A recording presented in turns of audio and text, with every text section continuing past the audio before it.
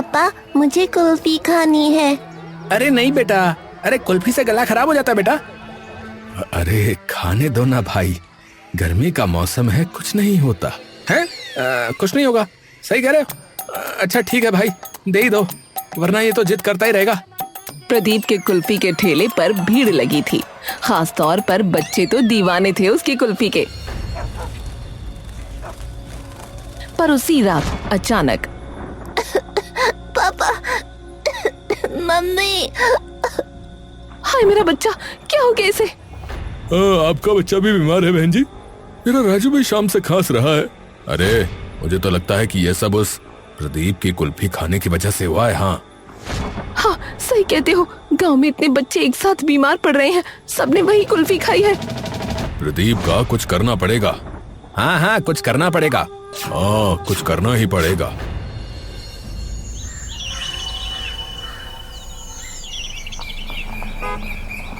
पंद्रह साल बाद राजीव अपने गांव लौटा। वो अब कोई मामूली लड़का नहीं, बल्कि शहर के एक बड़े फूड ब्रांड में कंसल्टेंट था। राजीव ने अपने पिता मुखिया दिनेश सिंह से मिलने से पहले सीधा गांव के बाजार की तरफ रुख किया, जहां कभी प्रदीप का ठेला लगता था। प्रदीप चाचा, अरे प्रदीप चाचा, अरे कहाँ हो? अरे क्या हुआ भैया? अरे पहले यहाँ वो एक खोया कुल्फी वाली कुल्फी लगाते थे ना, प्रदीप चाचा, उन्हीं को ढूंढ रहा हूँ। पास में ही चाय की दुकान पर बंटी बैठा था। वो बोला, अरे राजीव भैया, अरे आप आ गए। अरे बंटी, अरे हाँ यार मैं आ गया भाई। तू अभी भी यही है? चाय बेच रहा है क्या? चल सही है। अरे मैं तो प्रदीप चाचा की वो खोया वाली कुल्फी खाने आया था। प्रदीप चाचा, अरे राजीव भैया, आपको किसी ने बताया नहीं क्या? वो खोया कुल्फी वो तुम्हारे जाने के कुछ समय बाद ही बिकना बंद हो गई थी। अरे पर ऐसा क्यों? अरे अब क्या ही बताऊं, बच्चे बीमार पड़ने लगे थे उससे।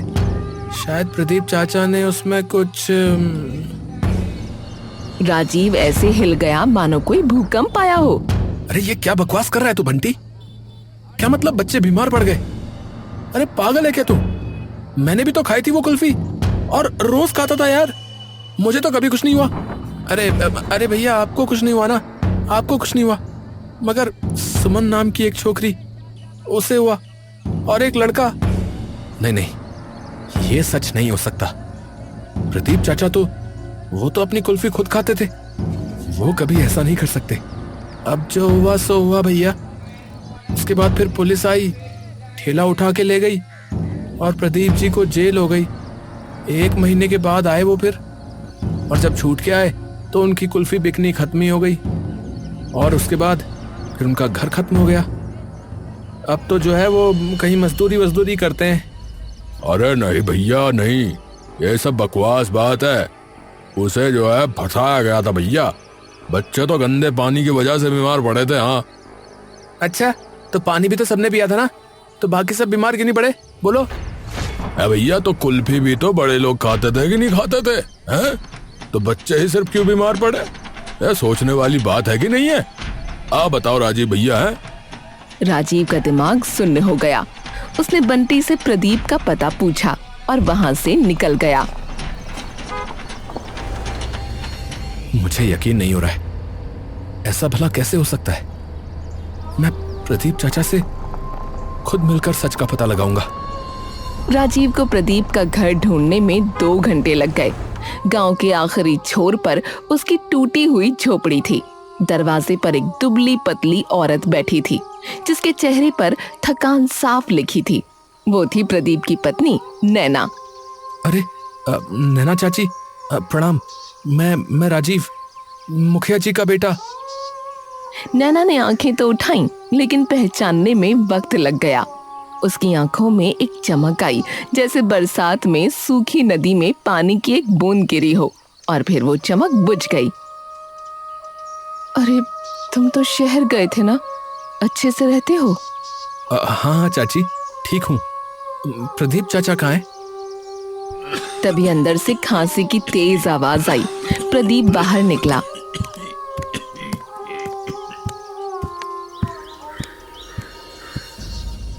उसकी पीठ झुकी हुई थी और चेहरे पर झुर्रियां गहरी थीं। अरे राजीव बेटा, अरे अरे तुम तो काफी बड़े हो गए बेटा। अरे कितने साल हो गए। आओ आओ। राजीव की आंखें भर आईं। चाचा, आप इतने कमजोर कैसे हो गए? आप तो वही हो ना जिसकी खोया कुल्फी के लिए पूरा गांव पागल रहता था। छोड़ो कुल्फी की बात। ये बताओ तुम कैसे हो? अरे मैं ठीक हूँ, आप बताओ। मैंने सुना आपको जेल वेल हो गई थी और हाँ बेटा, अब तो हाल ये है कि मेरी बेटी सुरीली का ब्याह तक नहीं हो पा रहा, क्योंकि कोई लड़के वाला ये नहीं सुनना चाहता था कि उसके ससुर जेल जा चुके हैं। अब मैं बेटा मजदूरी करता हूँ, पत्थर तोड़ता हूँ, ये शरीर अब ये काम नहीं कर सकता, मगर कोई और रास्ता नहीं है बेटा। चाचा, आप फिर से खोया कुल्फी क्यों नहीं बनाते हो? अरे तुम पागल हो गए हो क्या? है कुल्फी कुल्फी कुल्फी, अरे वही कुल्फी जिससे बच्चे बीमार पड़ गए। तुम चाहते हो कि मैं फिर से जेल जाऊं? है क्या मेरा नाम और भी जलाओगे? चाचा, मुझे यकीन है कि आपकी खोया कुल्फी में कोई गड़बड़ नहीं थी। बात जरूर कुछ और रही होगी, वरना कुल्फी तो मैं भी खाता था। अरे बेटा, छोड़ो पुरानी बातें। चलो चलो, मैं तुम्हें चाय पिलाता हूँ। तभी राजीव ने देखा कि सुरीली अपनी पुरानी किताबें बेच रही है।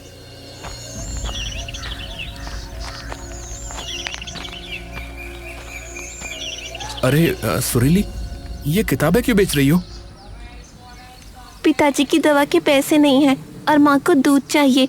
डॉक्टर ने कहा है हड्डियाँ कमजोर हो गई हैं। पर तुम तो पढ़ना चाहती थी ना? तुमने 10वीं तो अच्छे नंबरों से पास की थी। हाँ, मैं 10वीं तक पढ़ी थी, आगे नहीं पढ़ सकी। जेब खाली थी और पिताजी का नाम खराब था। राजीव के दिमाग में एक बिजली कौंधी। उसने उसी वक्त अपना पर्स निकाला। उसके अंदर जितने पैसे थे सब निकालकर उसने सुरीली के हाथ पर रख दिए। सुरीली सहम गई। ये क्या कर रहे हो राजीव भैया? हमने भीख नहीं मांगी। ये भीख नहीं है सुरीली, ये निवेश है। मैं तुम्हारे पिता की खोया कुल्फी के नाम पर निवेश कर रहा हूं, और मैं ये साबित करके रहूंगा कि प्रदीप चाचा गलत करने वाले नहीं थे, कोई और था, और मैं उसे ढूंढूंगा। अरे बेटा, ये न करो। अरे एक काम करो, अभी जाओ यहाँ से। तुम हमारे लिए ये सब क्यों कर रहे हो बेटा? मैं ये आपके लिए नहीं, अपने लिए ही कर रहा हूं। उस कुल्फी से मेरा बचपन जुड़ा है और मैं अपने बचपन को बचाना चाहता हूं। राजीव ने तय कर लिया कि वो प्रदीप को फिर से खोया कुल्फी बनाने पर मजबूर करेगा।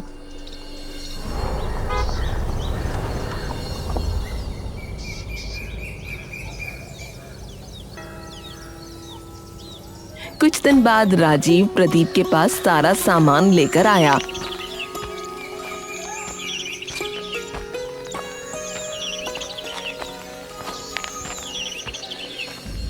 घी, दूध, केसर, इलायची लेकर आया। तुमने मेरी बेटी की मदद की, उसके लिए तुम्हारा बहुत बहुत धन्यवाद। लेकिन तुम मुझसे क्या करवाना चाह रहे हो? अरे तुम क्या चाहते हो? गांव वाले अब मुझे जीवित ही ना छोड़ें? ऐसा कुछ नहीं होगा, आप मुझ पर विश्वास करिए। अरे बेटा, मुझे माफ कर दो। देखो, तुम्हारा बचपन जा चुका है और मेरी खोया कुल्फी भी जा चुकी है। मैं अब उससे बहुत आगे बढ़ चुका हूँ, तुम भी आगे बढ़ जाओ बेटा। चाचा, मैं जानता हूँ आपके दादा ने ये रेसिपी 60 साल पहले बनाई थी।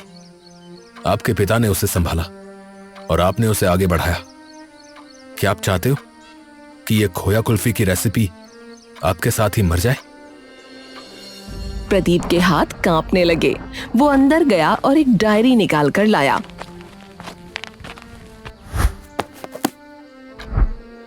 उसने पहला पन्ना खोला तो उसके पिता की लिखावट सामने आई और उसे देखकर वो रोते हुए बोला, मेरे पिता ने कहा था खोया कुल्फी सिर्फ मिठाई नहीं है, ये मिठास बांटने का जरिया है। और मैंने अपने पिता का नाम दागदार कर दिया बेटा। उनका नाम जहर खुरानी से जोड़ दिया गया। मैं कैसे उनका सामना करूंगा राजीव? नहीं चाचा, आपने ये नहीं किया, कोई और ही था जिसने ये किया है और मैं उसे ढूंढ कर निकालूंगा। लेकिन पहले चलो एक बार फिर से खोया कुल्फी बनाते हैं। ठीक है बेटा, तुम्हारे लिए बस एक बार। अगली सुबह तैयारी शुरू हुई। यही वो दूध है जिससे मेरे पिता खोया कुल्फी बनाते थे। तुम्हें कैसे पता? तुम ये कैसे ले आए? बस अंदाजे से। मैंने कुल्फी बनाई ना सही, पर खाई खूब है चाचा। अब शुरू हुआ असली जादू। प्रदीप ने सबसे पहले दूध को मिट्टी के बर्तन में उबाला, धीमी आंच पर घंटों तक। जब तक दूध आधा न रह गया तब तक वो उसे चलाता रहा। फिर उसमें ताजा खोया डाला और लगातार चलाता रहा। खोया धीरे धीरे दूध में घुल गया और मिश्रण गाढ़ा होने लगा। तब उसने केसर के धागे और हरी इलायची के दाने पीस कर डाले। राजीव ने देखा कि प्रदीप के हाथ कांप रहे थे। आप घबराओ मत, मैं आपके साथ हूँ।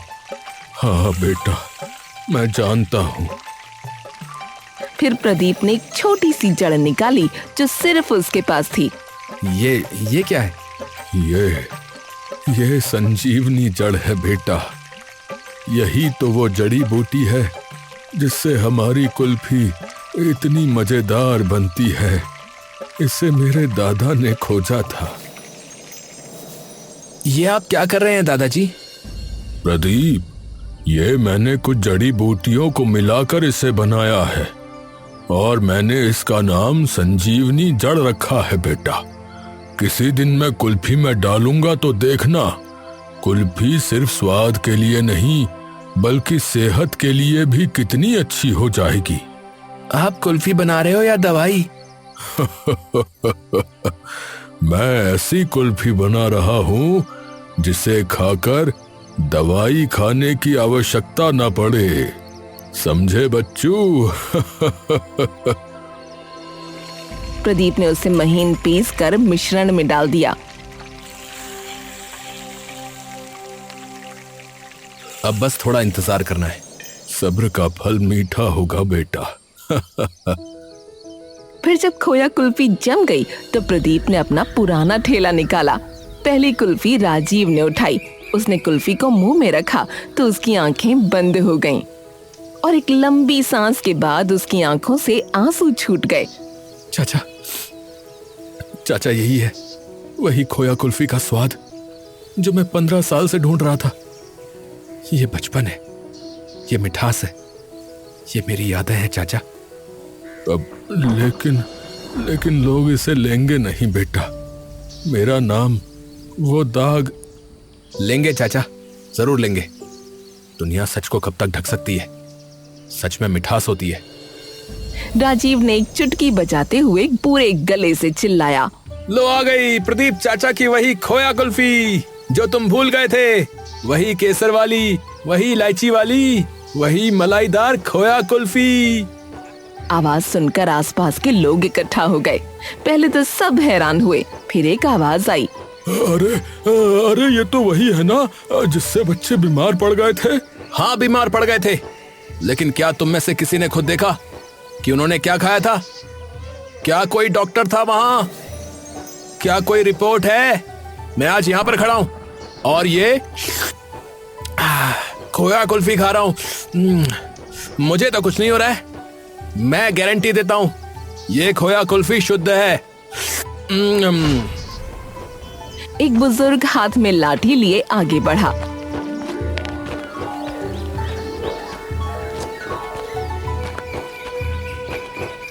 उसने कुल्फी ली, आंखें बंद करके चखी। उसकी आंखें खुल गईं। वाह, यही तो वही स्वाद, ये तो वही स्वाद है। आहा हा हा हा हा, वही खोया, वही केसर, वही सुगंध।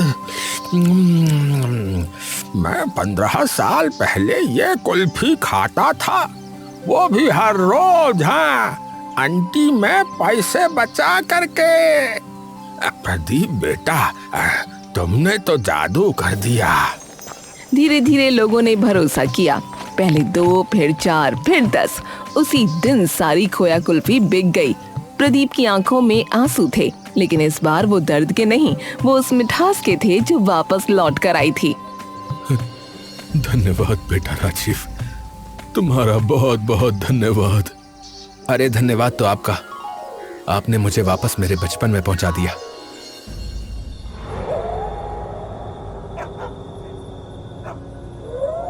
रात को राजीव घर लौटा।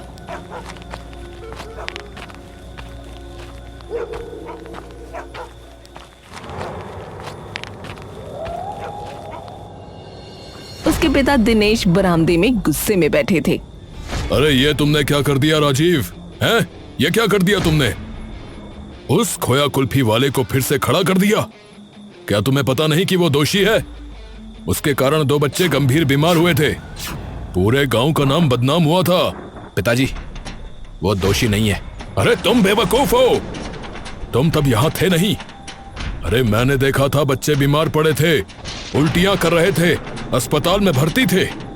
पर मैंने भी तो वो खोया कुल्फी खाई थी और हर रोज ही खाता था, और मैं तो बिल्कुल ठीक हूँ। और मेरी आइसक्रीम की फैक्ट्री का क्या है? कैसी बातें कर रहे हो आप? एक ठेले से आपकी फैक्ट्री पर क्या असर पड़ जाएगा है? तभी राजीव का फोन बजा। उसने फोन उठाया तो उसकी जान सूख गई। दूसरी तरफ से सुरीली चिल्ला रही थी, राजीव भैया जल्दी आओ, पिताजी का एक्सीडेंट हो गया है, ठेला टूट गया है, सिर में गहरी चोट लगी है, खून बह रहा है, जल्दी आओ। राजीव ने बिना एक शब्द कहे फोन काटा, कार की चाबी उठाई और बिजली की तरह बाहर निकल गया। मुखिया वहीं खड़े रह गए। राजीव अस्पताल पहुंचा तो नैना और सुरीली फूट फूट कर रो रही थीं। डॉक्टर साहब प्लीज मेरे पिताजी को बचा लो, मेरे पास कुछ नहीं है। देखो बेटा, तुम्हारे पिता के सर पर बहुत गहरी चोट लगी है। ऑपरेशन के बिना ये रात नहीं निकलेंगे, ऑपरेशन करना ही पड़ेगा। इलाज में कम से कम 50,000 रुपए लगेंगे। 50,000? हाय मेरा प्रदीप, हाय अब क्या होगा भगवान। राजीव ने अपनी जेब से क्रेडिट कार्ड निकाला और डॉक्टर के हाथ पर रख दिया। आप ऑपरेशन थिएटर तैयार करो, 50,000 नहीं 5 लाख भी लगे तो भी मैं दूंगा। ठीक है। ऑपरेशन शुरू हुआ। रात भर राजीव जागता रहा, सुरीली रोती रही, नैना बेहोश हो गई। सुबह डॉक्टर बाहर निकला।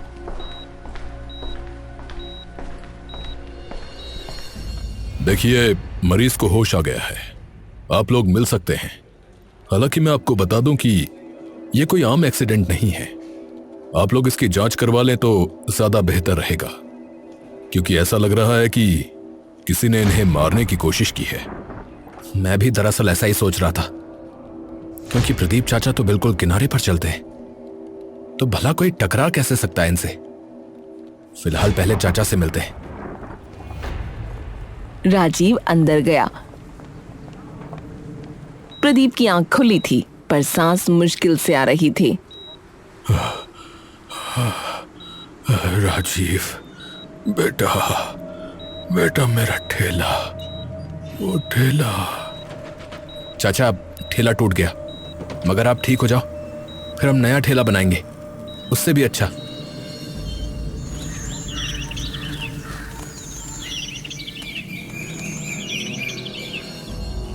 अब नहीं होगी कोई खोया कुल्फी, ये सब कुल्फी की वजह से ही हुआ है। नहीं माँ, खोया कुल्फी खत्म नहीं होगी, मैं बेचूंगी। तू, लोग क्या कहेंगे? तेरे बाप का नाम और कमाएगी क्या? मुझे लोगों की परवाह नहीं है माँ, मुझे अपने परिवार की परवाह है। पिताजी की खोया कुल्फी हमारी पहचान है, मैं वो पहचान वापस लाऊंगी। अगले दिन राजीव ने सुरीली के लिए एक नया ठेला लगवाया। सुरीली ने खोया कुल्फी बनाई, फिर उसने ठेला उठाया और बाजार की तरफ चल पड़ी। एक लड़की कुल्फी बेच रही है। ये दृश्य गांव के लिए बिल्कुल नया था। लोग तमाशा देखने आए। अरे देखो देखो तेरे बाप ने जो कारनामे किए थे, क्या अब तू भी वही करेगी है? चुप कर, खुद तो बेरोजगार है, मुझे सिखाने चला है। बाजार में शोर मच गया। कोई बोला बेहुदा औरत, कोई बोला इसके बाप ने पूरे गांव को बीमार किया था, कोई चिल्लाया संस्कृति खराब कर रही है। मेरे पिता ने कुछ नहीं किया था, उन्हें फंसाया गया था।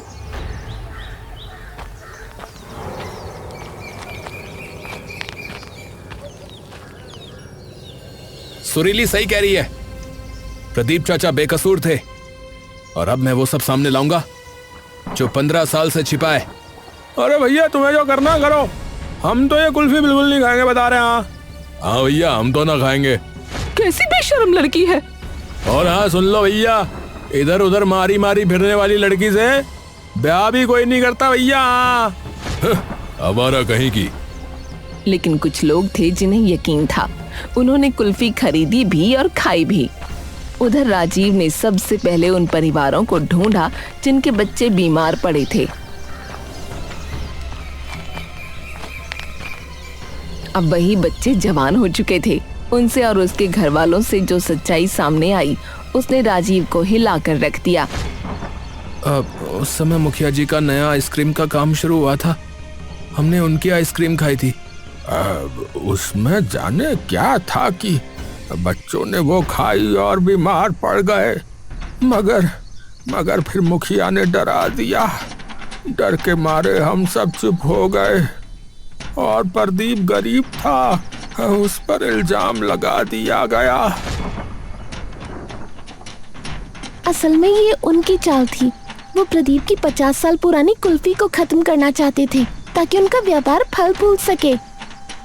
राजीव के हाथ कांपने लगे। नहीं, ये नहीं हो सकता, यही सच है। यही सच है बेटा, यही सच है। उसने पुलिस में शिकायत दर्ज करवाई और पुरानी मेडिकल रिपोर्ट ढूंढनी शुरू की, लेकिन कुछ नहीं मिला।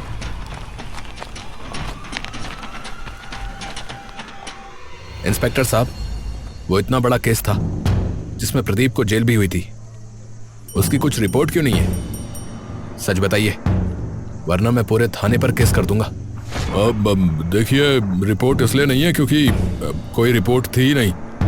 मुखिया जी ने रिश्वत देकर पूरे थाने का मुंह बंद करवा दिया था, उन्हें अपना बिजनेस चलाना था। राजीव गुस्से में अपने घर के बाहर पहुंचा और चिल्लाने लगा।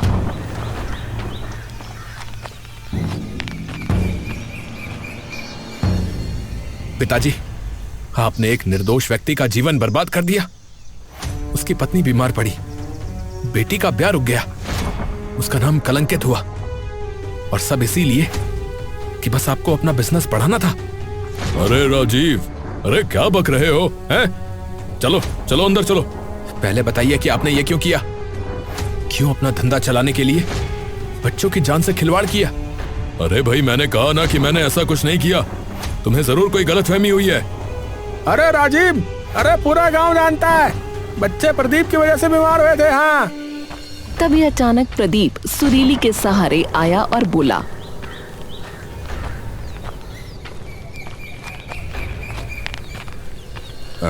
मुखिया जी, अब लगता है वो समय आ गया है कि मुझे भी सच बता देना चाहिए। कैसा सच? उस समय सारे बच्चों के साथ मेरी बेटी सुरीली भी बीमार हुई थी। तब नए मुखिया जी के पास मैं पहुंचा और मैंने उनसे कहा कि मुझे मालूम है कि ये सब आपने किया है, क्योंकि मेरी कुल्फी से तो कोई बीमार पड़ ही नहीं सकता। और आपने अभी अभी आइसक्रीम का धंधा भी शुरू किया है। मैं सब समझ रहा हूं। तब मुखिया जी ने मुझसे कहा कि मैं तुम्हारी बेटी का इलाज करवा सकता हूं, वरना वो मर जाएगी। अब बताओ, तुम्हें सच ज्यादा प्यारा है या अपनी बेटी? तब मैंने अपनी बेटी को चुना, अपनी बेटी को। लेकिन उस समय के चेक की कार्बन कॉपी अभी भी मेरे पास है, जिस पर मुखिया जी के हस्ताक्षर हैं। ये देखो।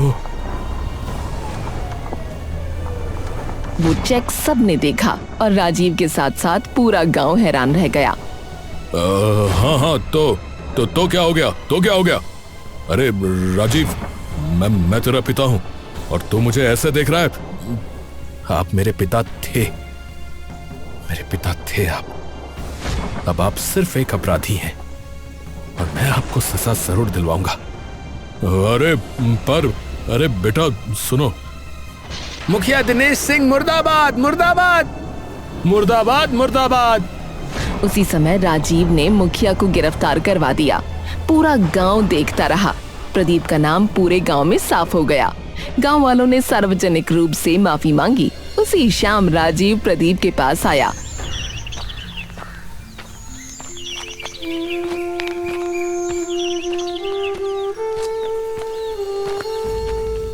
आपकी खोया कुल्फी अब सिर्फ गांव के लिए ही नहीं होगी।